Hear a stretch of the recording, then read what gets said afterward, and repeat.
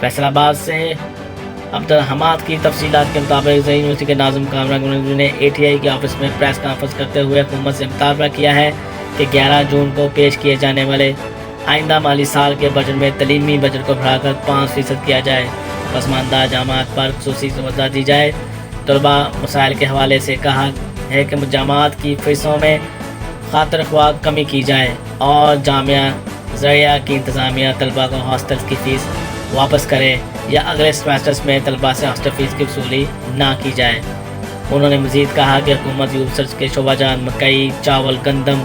گنا اور agriculture extension کی مذکورہ نجکاری کا فیصلہ واپس لے۔ ریسرچ انسٹیٹیوٹ کی پرائیویٹیشن سے زراعت متاثر ہوگی